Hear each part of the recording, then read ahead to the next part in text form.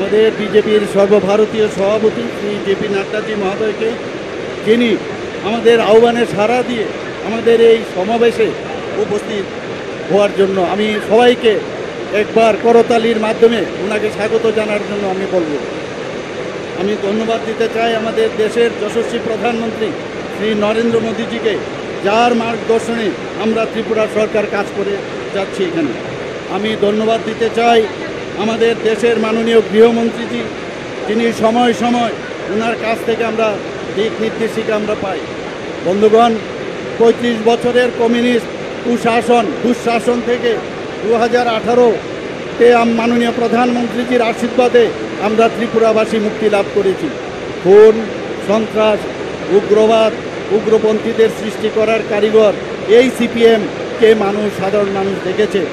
এরূপ কংগ্রেসকেও আমরা দেখেছি। কংগ্রেসের সময়েও তাদের থেকে ধার নিয়ে একই স্টাইলে ওনারাও শাসনভার এখানে করেছেন। চাকরির কেলেঙ্কারি, স্বজন পোষণ, ব্লকের দুর্নীতি, স্কুল কলেজে গুন্ডাগিরি, অফিস কাছারিতে আন্দোলনের নামে গুন্ডাগিরি।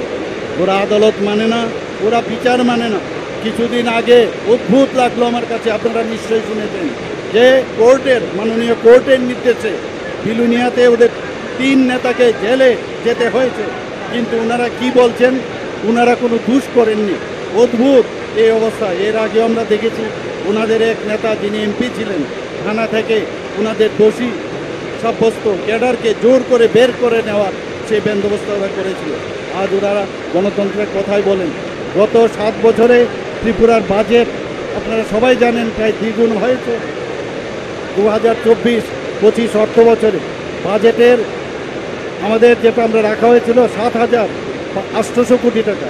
এর জন্য ইনফ্রাস্ট্রাকচার ডেভেলপমেন্টের জন্য আমরা 7,000 কোটি টাকা রেখেছি। ইনফ্রাস্ট্রাকচার যদি ডেভেলপমেন্ট না হয়, তাহলে কোনো অবস্থায় বাইরের থেকে ইনভেস্টাররাও আসবে না, বা পার্মানেন্ট কোনো ইনভেস্ট করার পরে যে পার্মানেন্ট যে স্ট্রাকচার সেটা যদি না থাকে, তাহলে অর্থনীতিরও সমৃদ্ধি হবে না। আমাদের বর্তমানে মাথাপিছু গড় হাই প্রায় দ্বিগুণ হয়েছে।